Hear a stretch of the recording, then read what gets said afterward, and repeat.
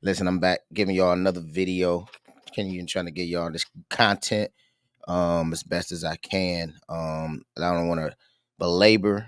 I know it's people's lunch break, so we don't want to be on here too long. But as you see going across the screen, do me a favor. If you have not liked this video, go ahead and like the video. If you are not subscribed, go ahead and hit the subscribe button. And then you can also, if you're not following me on Instagram, make sure you swing on over to Instagram and follow me at Instagram at I am Pastor Tanks. But listen, we're gonna jump right into this, man. We're gonna jump right into this, man. You've seen the thumbnail. Jesus is God in 230 AD, man. What am I talking about there? Well, there was a new find that just came out. They found an 1800-year-old Jesus is God inscription that was discovered, and it's being held as one of the greatest finds. It's currently in the Bible Museum in Washington D.C. Until July 2025. But let's go ahead, man, because what I want to do is I want to look at this inscription, but then I want to walk it backwards to show you why this inscription is so critical to the conversation that Jesus is God from a broader standpoint. Because many people know already, if you hear any type of arguments around Jesus being God, typically you're going to hear something called the Nicean Council come up and all these types of things. And it was created at the Nicean Council and all of this pseudo scholarship. And so, man, we're going to refute that kind of today. So, man, real quick, I just want to get right into looking at this find. So when you look at this find, 18-year-old Jesus is God inscription discovered, right? Held as the greatest find since the Dead Sea Scrolls. Real quick, just want to read it real quick. So it says experts are buzzing with excitement over a groundbreaking discovery that could reshape our understanding of early Christianity. The Megado mosaic, an 1800-year-old subscription, is being held as the greatest discovery since the Dead Sea Scrolls. It is believed to be the earliest physical proclamation of Jesus Christ as God. This remarkable find, which was uncovered beneath the floor in the Megado prison in Israel in 2005, is now housed at the Museum of the Bible in Washington, D.C., where it has attracted global attention. Also, I just want to let y'all know we are live, which means I am actually here right now, engaging with you guys. So if you drop comments, I will actually see those comments as you drop those comments, and I can respond to those comments too. So I'm right here. What's going on, Patrick? I see you, bro. All right, so look, so then it says, let's keep going. It says the mosaic dates back to 230 AD. Okay, 230 AD. Now, this is critical because anybody that understands the Nicene Council took place in the 4th century. So the mosaic, which dates back to the 230 AD, was originally part of a private chapel and is considered the earliest known house of prayer, according to Gil Lin, the head of the Megado. I ain't even saying it right. Megiddo Regional Council. The inscription in Greek reads, "The God-loving Akapatos," I can't even say that, "has offered the table to God, Jesus Christ, as a memorial." The inscription is significant because it marks the first known instance of referring to Jesus as God in the archaeological context. The earliest declaration of Christ's divinity predates Christianity's official adoption as the state religion of the Roman Empire, offering new sights into the belief and practices of early Christianity. Right? So this is a picture of it. The inscription is here. It's not a good picture to show you. Let me see if I can show you a better picture. Let me give you a better picture here. Bow.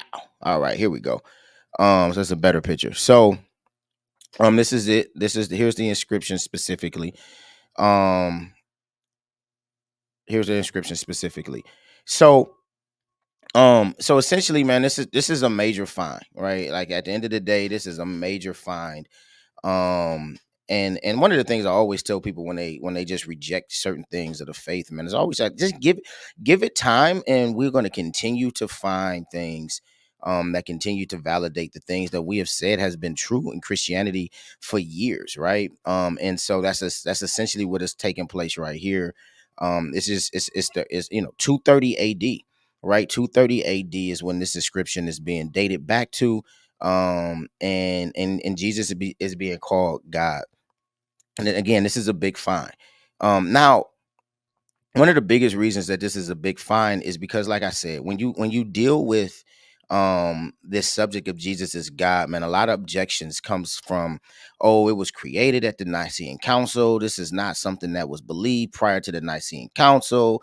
The manuscripts that we have are corrupted to validate this idea that was birthed at the Nicean Council. And so you get kind of all of these types of rejections and things like that.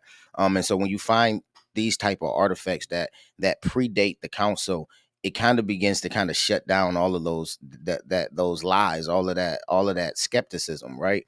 But I did want to kind of explore really quick this conversation, um, and also show you how, though we have this, man, we've had all this evidence already. This just adds to the support of it. And so I'm gonna show you a couple things real quick. Many of you guys saying, man, wrong. All right, cool. That's all good, brother. Um, and so let me just kind of explain to you why this is critical. So many of y'all might have many of y'all might have watched the back in the day, y'all might have watched the Da Vinci Code, right? And so when you was watching the Da Vinci Code, man, you would have seen these types of things about, the divinity of Christ being created at the Nicene Council. And first and foremost, it's just wrong, because that wasn't even like the issue of the Nicene Council. So people are just kind of conflating issues in the first place. But what began to happen, though, man, there was a book called The Holy Grail, The Holy Blood. And so I'm gonna show you this. I'm gonna show you something that they said. So this is coming directly from the Holy Blood and the Holy Grail, right?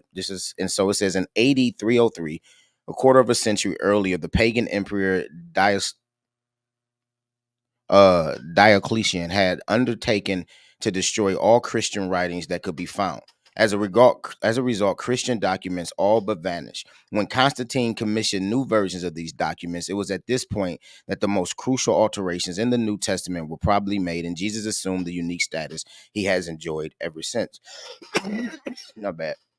The importance of Constantine's commission must not be underestimated. Of the 5,000 extant earlier manuscript versions of the New Testament, not one predates the 4th century. The New Testament, as it exists today, is essentially a product of 4th century editors and writers, custodians of orthodoxies, adherents of the message, with vested interests to protect.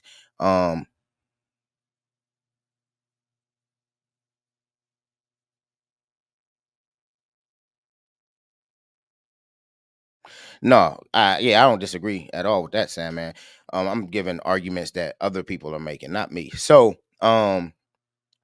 what ha- so Sam, man, if let me put this on the screen real quick. So if you see what I'm actually showing on the screen right now is not me refuting myself. These are the arguments that these people who are arguing against it, they're saying, right? And so what they're saying is that these things came out of the councils. We disagree with that 100. I disagree with that 100%. But either way, going back to what I was saying, what you see is essentially what they're saying is that for is because we have all of these manuscripts, they're trying to say, well, these things don't predate the 4th century. And so essentially what took place was, you had church fathers, and the church believed this thing, and so then they went into these councils, they agreed to these things, and then they started to recreate copies of the manuscripts to support these. In other words, so they're saying that they corrupted the manuscripts that we have, because obviously we have copies on copies on copies on copies of manuscripts, right? And so what they're arguing is that when we try to say, look, the manuscripts show this, they're saying no, but they don't predate the 4th century, and so the manuscripts got corrupted to support the decisions made at the councils. So that was one of the arguments, right? So the thing that takes place here, though, that is critical to understand, is that, to what Sandman is saying, is not like, no, like, that wasn't the council didn't come together to make up doctrines and things like that, right? These things were already being held, these things were already being believed. Now, I'm gonna show you in a little bit that we actually have older manuscripts that predate the 4th century that already ascribe to Jesus being God. But before I get there, I just want to show you that the church fathers had already been believing these things. These weren't council decisions that Jesus was created as God. Like prior to the council, the Nicean Council, the church fathers were already believing these things and already subscribing to these things. Real quick, Bart Ehrman, a leading scholarly skeptic, does not argue against copies having claims to the deity of Christ. In other words, he's going to say, no, your copies will say that Jesus is God. Instead, in misquoting Jesus, he argues that the copies were modified for theological reasons. For Ehrman, when the debates that led to the councils of Nicaea ultimately determined that Christ was God, the scribes in the church adopted this notion of orthodoxy and corrupted the text while copying it to agree with its view. Ehrman argues that we cannot know what the New Testament text says, and even what we are sure of, corruptions have made the core theological implications untrustworthy. So he's saying exactly what I just previously said. He's simply saying that the copies were corrupted, were recreated to support the determinations that came out of Nicene Council. Again, that is just not true. However, that is what the skeptics will argue. Right now, what I'm about to show you next is not really going to refute his argumentation, but I do want to just show you things like prior to the Nicene Council, these things were already being written about, these things were already being ascribed to. And so I want to look at a few church fathers real quick, just to kind of show this. So I want to look at Ignatius. I'm actually not going to look at Polycarp. I want to look at Tertullian, and I want to look at the Clement of Alexandria, right? Because all of these people were writing before the Nicene Council, right? And when you're looking at their writings, it's gonna be interesting because you'll begin to see some things that take place in their writings that demonstrate that this is not some creation that took place. So real quick, let's pull up the ante-Nicene fathers, right? So this is Ignatius in Ephesians. This is the introduction of his writing in Ephesus, right? And I want you to see what he says right here, right? So this is the Epistle of Ignatius to the Ephesians. This is in the ante-Nicene fathers, and he says this: Ignatius, right, to the church which is at Ephesus in Asia, deservingly, most happily, being blessed in the greatness and fullness of God the Father, and predestined before the beginning of time, that it should be always for an enduring and unchangeable glory, being united and elected through the true passion by the will of the Father and Jesus Christ, our God, abundant happiness through Jesus Christ and his undefiled grace. So here you see he's clearly saying that we've been elected through the passion by the will of the Father and Jesus Christ, our God. Right now, again, this is predating any Nicene Council. These are early church fathers, but he doesn't just say it there, right? If we go, I think he says it in chapter 7. Where else does he say is that? Hold on. Here we go. Yeah, 7. He says it in chapter 7, beware of false teachers. Look what he says here. He says, for some are in the habit of carrying about the name of Jesus Christ in wicked guile, while yet practice they practice things unworthy of God, whom ye must flee, as ye would wild beasts. For they are ravening dogs who bite secretly, against whom ye must be on your guard. And as much as they are men who can scarcely be cruel, there is one physician who is possessed both of flesh and spirit, both made and not made, God, existing in flesh, true life and death, both of Mary and of God, first possible and then impossible, even Jesus Christ our Lord. Listen, there is one physician who has possessed both the flesh and spirit, both made and not made, God existing in flesh, true life and death, both of Mary and of God. Now, let's look at let's look what he says in chapter 18. He says, let my spirit be counted as nothing for the sake of the cross, which is a stumbling block to those that do not believe, but to us salvation and life eternal. Where's the wise man? Where's the disputer? Where's the boasting of those who are styled prudent? For our God, Jesus Christ, was among, according to the appointment of God, conceived in the womb by Mary and of the seed of David, but by the Holy Ghost he was born and baptized, that by his passion he might purify the water. For our God, Jesus Christ, was, according to the appointment of God, conceived in the womb by Mary of the seed of David and by the Holy Spirit. Right. So this is just some places that Ignatius says it in. I feel like he says it. Oh, here we go. In chapter 19.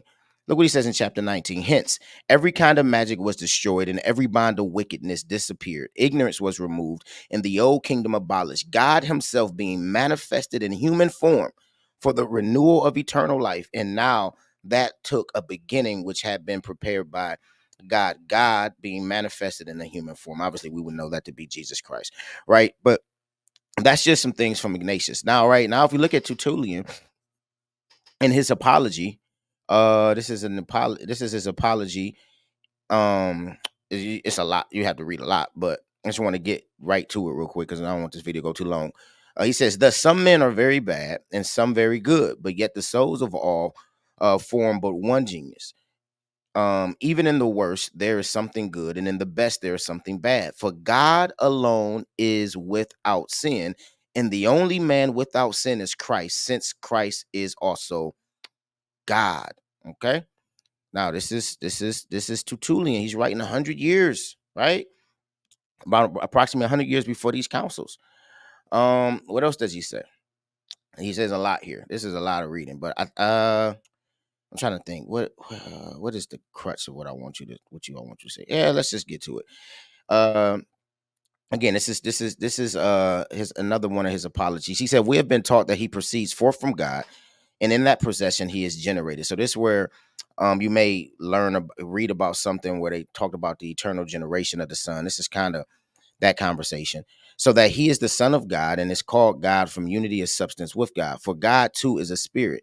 Even when the ray is shot from the sun, it is still part of the parent's mass. The sun will still be in the ray because it is a ray of the sun. There is no division of substance, but merely an extension. Thus, Christ is spirit of spirit and God of God. As light of light is kindled, the material matrix remains entire and unimpaired through you derive from it any number of shoots possessed of its equality. So too that which has come forth out of God is at once God and the Son of God, and the two are one. In this way also he is spirit of spirit and God of God. He is made a second in manner of existence and position, not in nature. This is when we talk about subordination. And he did not withdraw from the original source, but went forth, right? I mean, this is saying he's not created from the original source. This ray of God, then, as it was always foretold in ancient times, descending into a certain virgin and made flesh in her womb, is in his birth, God and man united. The flesh form by the Spirit is nourished, grows up to manhood, speaks, teaches, works, and is the Christ.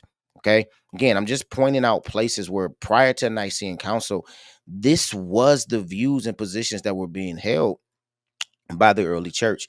And then the Clement of Alexandria, in his exhortation to the heathens in chapter 1, he writes this. He writes this. This is the new song, the manifestation of the word that was in the beginning. And before the beginning, the Savior who existed before has in recent days appeared. He who is in him that truly is has appeared. For the word who was with God and by whom all things were created has appeared as our teacher. The word who in the beginning bestowed on us life as creator, when he formed us, taught us to live well, when he appeared as our teacher, that as God, he might afterwards conduct us to the life which never ends, right? So here you see Clement of Alexandria talking all about Jesus, and he says he appeared as our teacher, that as God he might afterwards conduct us to life which never ends, right? These are writings that are being held by early church fathers. Now, again, if I take you back to this slide here as it slowly loads, Ignatius, Was right. Here's the dating of Ignatius, AD 50 to 117, Tertullian 150 to 225, Clement of Alexandria 150 to 215, writing around 200, which means all of these things that I just read were things that were being written prior to the Nicene Council, right? So the only reason I'm bringing that up is because I just want to be able to show you guys places where this stuff is not a Nicene Council creation. And Sam, man, I don't know if you're still in here. If you, I think, I don't know if you who I think you are. Sam, man, if you're still in here, were you just on the live with JP Cut and Nick and all of them? Let me know if you were.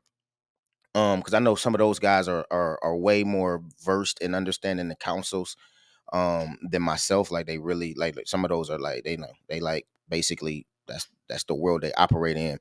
But at the end of the day, um I'm showing you this. Okay, yeah. So you so yeah, so you're way more versed in some of these in these council conversations too. Even though I disagree with something you said, but that's okay. We'll talk about it, brother. I think I ain't gonna say what you said, but you know what you said about Protestants. But but yeah, but anyway, so if that was you, it might not have been you, but yeah, so anyway, my point is that just want to show you how these conversations were being had and being written about and being I didn't even talk about Justin Martyr and the writings that he put in, because it just like you would have to read like a lot, like you know what I'm saying. But I mean we could, but you would just be going on and on in order. Like we can go into Polycarp 12 and his letters to Ephesians. It's just not as clear. So I wanted to give you all more like directly clear things that was said, but you can get into the writings of Polycarp again. I'm reading these things directly from obviously this is the ante-Nicene fathers, the apostolic fathers was Justin Martyr, and you just keep going. So this I have all 9 books right here, and so that's where I'm reading these things from. So, but oh, I'm not even showing you guys this. My bad. Let me just I just want to show y'all this so y'all can get a source, right? So this is what I'm reading from. So this is book 1. Tertullian was in book 3 and 4. So I have all 9 books. And I'm just so this is what I'm reading from. So I just wanted to give y'all that resource. All right, but back to what we were talking about. So, but what I wanted y'all just to see though was just that prior to the Nicene Council, man, this is already the position of the early church, man. This was already the position of the early church. Now, saying that, got to get back to what they're saying, right? So Jesus's earliest followers viewed him as divine. However, it would be lousy.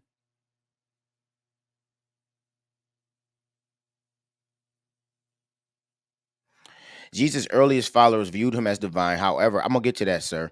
Um, Jesus' earliest followers viewed him as divine. However, it would be lousy scholarship to ignore that what is argued by scholars like Erdman is not that the early Christians nor the text didn't view Jesus as Theos or God, but that the understanding was a progressive understanding that influenced the gospel writers and late New Testament text writers, and not the original understanding. So, in other words, everything that I just showed you doesn't argue against Ehrman's and skeptics' point. Their point is that, yeah, all of the earlier church fathers in the church community held those things. So when they went into those councils, they agreed to those things. And then they began afterwards to adjust the manuscripts to reflect this idea that they already held. That's essentially what their argument is. The problem with that argument is that any claim that Jesus being elevated as Theos at the Council of Nicaea is misleading scholarship. How did Constantine create the deity of Jesus? And how did scribes copy the text in such a way to impose deity on Christ to support its tenets if we have manuscripts stating the same thing but predating the 4th century? Okay, so the argument is, oh, all those church fathers you just read, they held to those things, and then these councils took place, and people argued these things, and then afterwards they began to rewrite the manuscripts, the later dated manuscripts, to support this idea of Jesus being Theos and corrupting the New Testament text. Okay, that's a great argument if we have nothing that says earlier than the 4th century that Jesus was Theos. So do we? Well, of course we do, right? This papyrus fragment, known as P46, dates to AD 200, and it is the oldest surviving copy of the book of Romans and Hebrews, and also First Corinthians in them, in which both state that Jesus is God. Inside of P46, dated to AD 200, we have the Romans 9:5 passage that says what? Christ is God over all. We also have the Hebrews 1:8 passage. But of the Son, he says, your throne, O God, is forever and ever, right? So, so clearly, again, prior to the Nicene Council, we already have manuscripts. We do have manuscripts that predate the 4th century that ascribe to Jesus being God. The P46, Romans 9, Christ is God overall. I mean, that's what it says. Let's just let me switch back to oh nope, I don't want to do that. My bad. Y'all know I'm trying to still navigate this whole live thing and trying to do it good. You know, I'm work with your brother. Don't crucify your brother. Work with your brother. Let's look at that Romans 9:5 real quick. You can't see that. That's so small. Let's blow this up. Bye bye bye bye bye. That's too big. All right. What we looking at? What we looking at? Okay. Romans 9. Who are Israelites, to whom belong the adoption of sons and daughters, the glory, the covenants, the giving of the law, the temple service, and the promises, whose are the fathers, and from whom is the Christ, according to the flesh, who is overall God, blessed forever. Amen. Right. And so that's what we getting in that P46, right? That's dated into the AD 200. And it's also what we getting the Hebrews 1:8, which is quoting from Psalms, but it says, regarding the Son, he says, your throne, O God, O Theos, is forever and ever. Regarding the Son, he says, your throne, God, is forever and ever, in the scepter of your righteousness, and in the scepter of his kingdom, right? This is what we're getting in that inside of that P46. Okay. So, but not only that, we also have the P66, Papyrus 66. What happens with the Papyrus 66? Well, this papyrus fragment, known as, that should be P66, dates to AD 175 to 225, and is the oldest surviving copy, containing John 1:1 and John 20:28, which both state that Jesus is God. So another papyrus that's dated 175 to 225 is where we actually get the John 1:1. In the beginning was the Word, and the Word was with God, and the Word was God. He was with God in the beginning, right? That's we actually get that. And this manuscript is not some 4th century manuscript. It predates it, right? And so again, but then we also get that beautiful John 20:28. Let's look at that John 20:28, because some people don't know the John 20:28. This is Thomas, right? Remember Thomas, he didn't believe. He had to place his fingers in the hands. And in verse 28, he says, Thomas answered and said to him, my Lord and my God. Jesus said to him, because you have seen me, have you now believed? Blessed are those who did not see and yet believe. But Thomas says to what? My Lord and my God, right? That is all. We get all of that in the P66, right? So that means prior to the Nicean Council, we have the P46, which gives us Romans 9, Christ is God overall, Hebrews 1:8, but of the Son, he says, your God, your throne, O God, is forever. And then we get the P66, which gives us John 1:1. In the beginning was the Word, and the Word was with God, and the Word was God. And we get that John 20:28, where Thomas answers, my Lord and my God, right?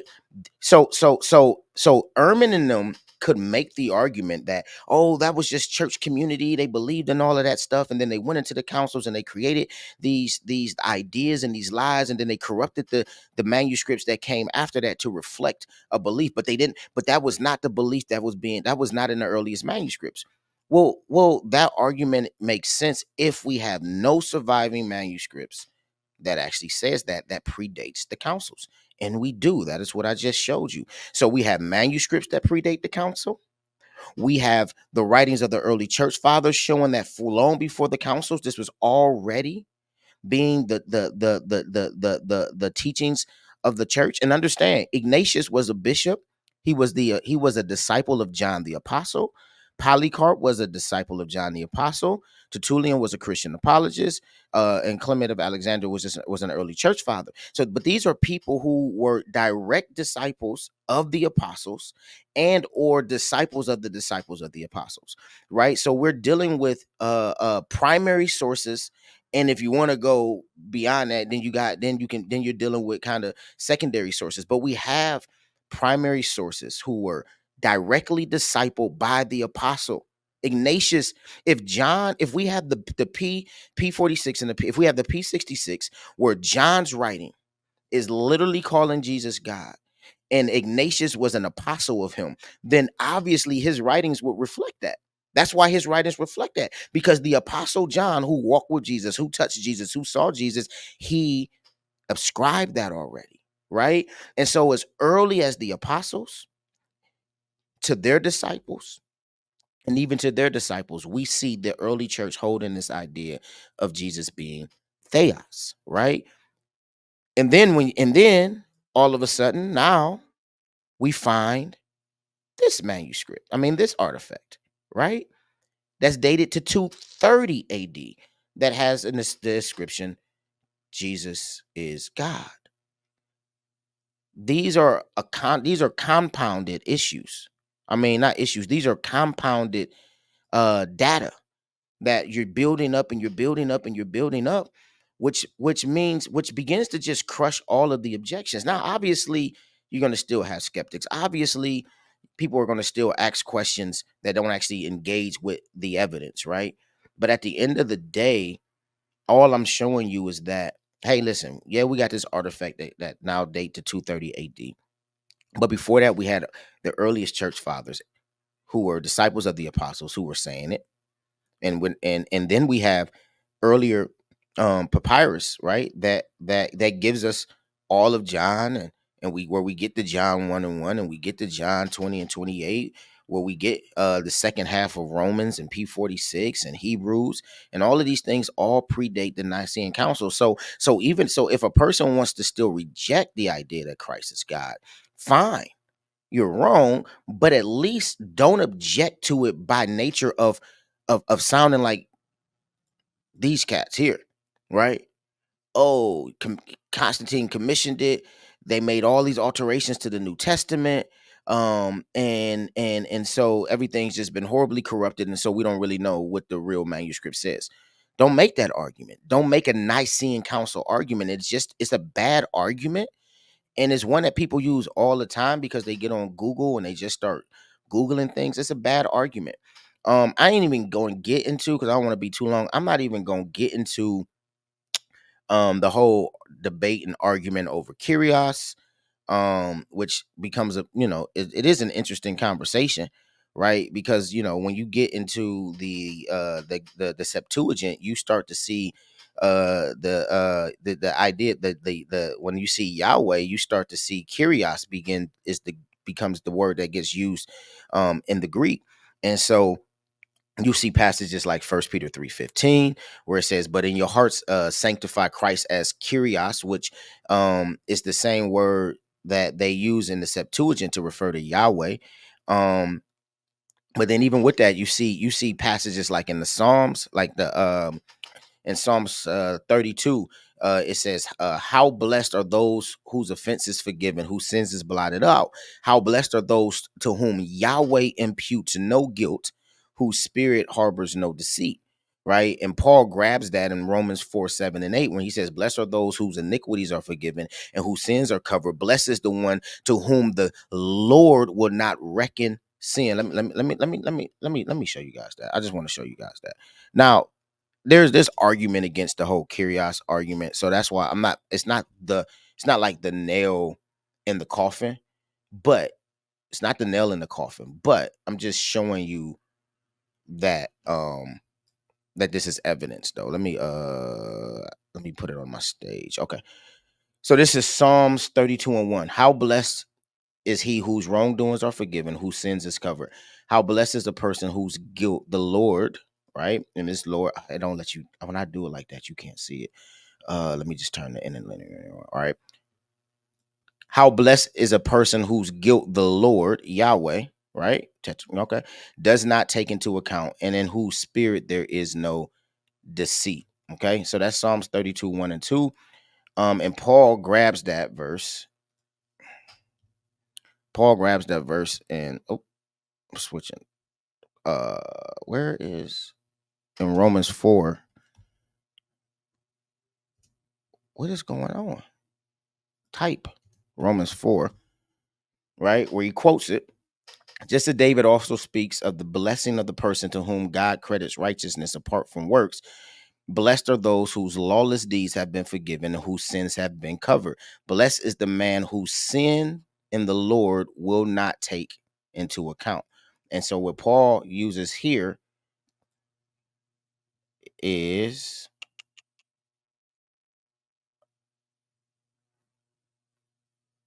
blessed is the man who sins the Lord, Kyrios, right, will not take into account. So what you see is Paul taking from that Psalms 32, where the Lord was Yahweh. In the Greek, it's Kyrios, right? And so what the argument becomes for a lot with some, and it's I'm not, this is not like the nail in the coffin.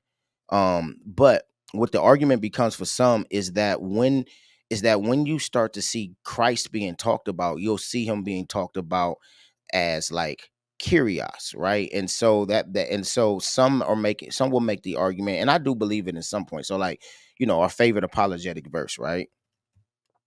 In 1 Peter 3:15, where we get the word apologia from. It says, but sanctify Christ as Lord in your heart. Now if we go look at this, verse 15. I'm missing it. But where? Okay. Where?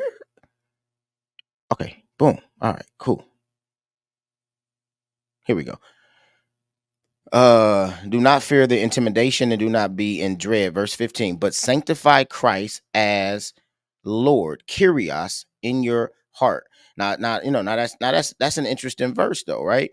Because you see the same word that's being used to replace Yahweh in the Greek being used to say that this is what you should do, with Christ in your heart. And so, for some people, it becomes that at the end of the day, that is evidence enough to even say that we see it, even but here's Romans again, right? We have this early, listen, this favorite verse, Romans 10:9, that if you confess with your mouth Jesus as what? Lord, Kyrios, or as Yahweh, some would say, and believe it in your heart, same thing that Peter is saying, that God raised him from the dead, you will be saved. So understand the implications there. If it is true that the use of Kyrios is being used in the same fashion as Yahweh in Hebrew, then what the text says in our favorite salvation text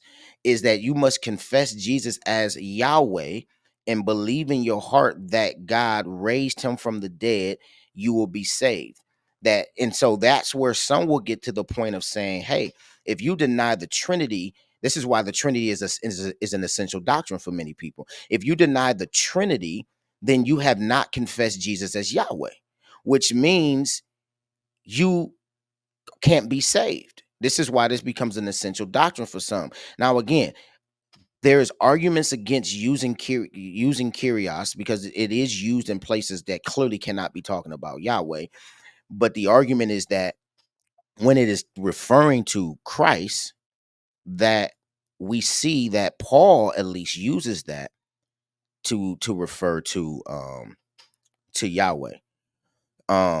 So again, that's another argument that some people can use. Again, I'm not saying it's the nail in the coffin, but it's another argument that people use. The biggest point that I'm just trying to show you guys is that, man, we have the evidence prior to the Nicean Council, and so we have to stop Googling stuff and holding to these things, man. We have things that predate the council that make these arguments. Now, you can still reject it because you have the right to deny and reject facts, but let's be a little bit more clever or intelligent, or at least for those who are followers of Christ, have the equipment or the information or the knowledge to be able to say, hey, I ain't about to get sucked into keep blaming the Nicean Council for everything. You know, Constantine gets blamed for everything, as if there was no Christian church prior to Constantine. Like there was. All right, let me grab a couple. Hopefully that was helpful. I'm still trying to learn better formats, man. I know I don't want to just be long-winded because I know people attention span is nobody wants to watch long videos. But for now, that's what I got, man. I'm just being authentically me. Hopefully it resonates with people. Hopefully you get nuggets that you can hold to yourself. At the end of the day, I want to grow the channel, but I'm more concerned with making sure that people have information. And I actually might, if you go to pastortanks.com, I might actually upload the paper that I wrote. I'm sorry, on this back in 2019. I might just upload the actual article that I wrote. It's about 10 pages or so. You can read it. But if you go to pastortanks.com, there's other articles that I've written that I put up there, where I put my writings at. So you can go kind of check that out, literally pastortanks.com, and you can see it. But hopefully it was helpful. If it was helpful, drop some comments and let me know if this helped you. I'm gonna hit some of these questions real quick. Let me see. I try to be open minded, but common sense to me always wins. God deserves all glory. Christ is his son. Christ prayed to his father. Submitting is a quality of lesser power. Yeah, so I disagree with that. And again, you have to understand that when we talk about the Trinity, and this is where people get Trinitarian ideas confused, and this is why we're not modalists. This is why modalism is dangerous. Uh, we don't have an issue with Christ praying to God the Father, right? We're not saying you're not modalists, so we're not saying that when Christ was here on earth, the Father was no longer in heaven. No, Christ was on earth. God the Son was on earth, the image of the visible image, right? God incarnate. He was on earth, and the Father was in heaven. We don't modalists, we don't hold modalism, so that's not a problem for us. So Christ can pray to the Father, right? He came to show us the glory and to reveal to us the way in which we follow the Father. And so him praying to the Father doesn't mean anything to us. Him submitting also is not this like end all be all thing. Here's something to think about. This is why I struggle when people use that first Peter 3 about women being the weaker vessel, and they use that as a submission thing. And I hate that they have bad theological exegetical understanding of that passage, because what takes place before that, right? Well, all that takes place before that is you have the woman being called to submit to the husband, even if the husband is not being right? And then he says, in light of that, husbands, live with your wives as what? The weaker vessel. Not meaning they're lesser in power, but they make a choice. Man and woman, being created in the image of God, equally share the same value, equally share the same imago Dei. But because of God's created order, the woman chooses, in submission to the Father, to be in submission to her husband. Now, because she's chosen to place herself under submission to you, she has taken on a weaker position within the relationship. It doesn't mean she's lesser in power. It doesn't mean that she's weaker. It means she's chosen to submit to you, placing herself in a vulnerable position. So you men of God, do not take the submission of your wife and abuse that, knowing what? That she has chosen the weaker position. Let me show you how this. Let me prove this. Let me prove this. I probably should share my screen, huh? Okay. Boom. All right. This is where he says it, right? They should be subject to their own, right? But then he says this: you husbands, in the same way, live with your wives in an understanding way. So as they submit, you live with them in an understanding way, as with someone weaker, since she is a woman, and show her honor as a what? Fellow heir of the grace of life, so that your prayers will not be hindered. In other words, he says, just because she's in submission doesn't change that she's what? A fellow heir, a co-equal. And so I'm using that to show, like, so I don't have an issue with submission meaning lesser in power, especially when you get into Philippians chapter 2. When you get into Philippians chapter 2, what do we get here? Right? Verse 5. Have this attitude in yourself. which is also in Christ Jesus. What was his attitude? Who, as he already existed in the form of God, did not consider equality with God something to be grasped, right? But he emptied himself by taking the form of a bondservant and being born in the likeness of man and being found in the appearance of a man. He humbled himself by being obedient to the point of death, death on the cross. For this reason, also God highly exalted him and bestowed him a name which is above every other name. But he is in the form of God already. But he chooses. This is where you get, kind of the idea emptied is where we get that word, the kenosis, and there's all types of arguments around the kenosis theory or not. But he was in the form of God. He chose not to consider himself equal. But it doesn't mean that he is less. Submission does not mean less in power, right? And we have to understand that it not ontologically, okay, not ontologically. And what I mean by that is, yes, when if my boss if my boss is my boss and I submit to my boss, then yes, I am placing my boss in an authority over me. That's submission, that's subjection. But in reality, that man is not more powerful than me. Now we can talk about physical strength or not if you want, but in reality, that man is not more powerful than me. Even if we talk physical strength, there are people that I am submitted to that ain't stronger than me. My pastor, I submit to my pastor. He's a 60-plus-year-old man. He is physically not stronger than me. So he does not have more power than me. But I submit to him. That does not mean I have lesser power than him. It means it is a choice where I choose to give this person an authority over myself. But it doesn't mean that I'm not his equal, and it doesn't mean that he has more power than me. So I disagree that submitting is a quality of lesser power. It is a choice. This is why, even when we read into Tertullian, it is not in essence, but in position. Christ chose the subordinate. That's why we talk about the eternal sonship of the Son. This is a willful choice. So I don't know if you agree with me on that. Well, listen, man, I got to get out of here. I got to go pick up these children from the schoolyard. Man, again, appreciate you guys for tapping in with us. And until the next time, there's some other videos on the channel, and I'll probably, yeah. So got to get out of here though, man. Pat, appreciate you, bro. Sorry I didn't get to chop it up with you too much, but we'll get it in together for sure.